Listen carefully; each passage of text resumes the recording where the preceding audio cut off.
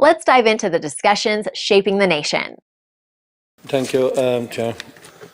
At the very outside, as the General Secretary of Independent Ireland, I commend everyone in the Defence Forces.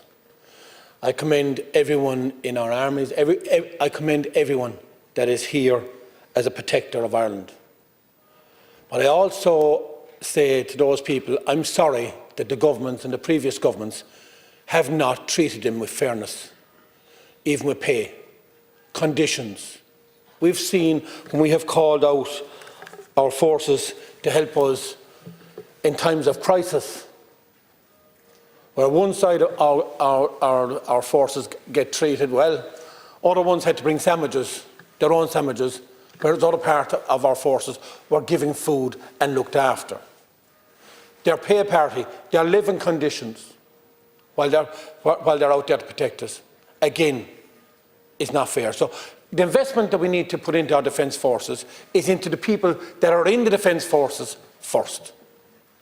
Then we put into equipment that we need ourselves, which hasn't been updated in years, for our own basic security. And look after the people in the defence forces.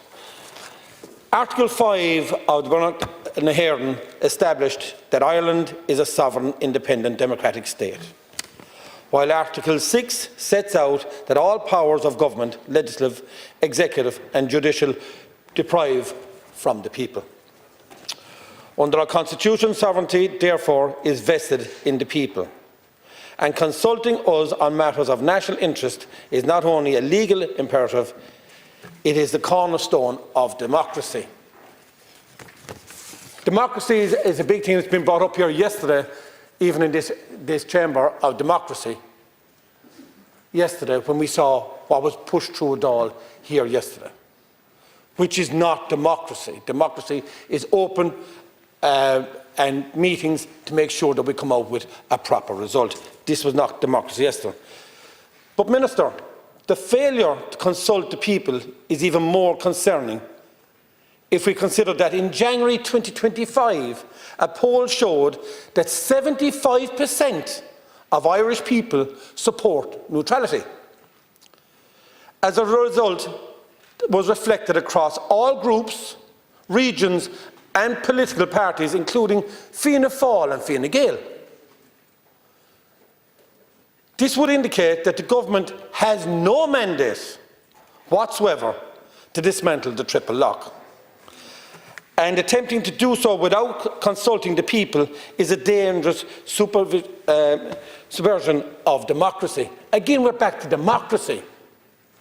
Why don't we take this back to the people of Ireland and ask them, do they want to remove the triple lock? Why? Because you'll get a loud and clear message, as shown on the survey, that says 75% of the people do not want it removed. 75% of the people here in Ireland believe in our neutrality. That's why. So why are you so afraid to take it to the people?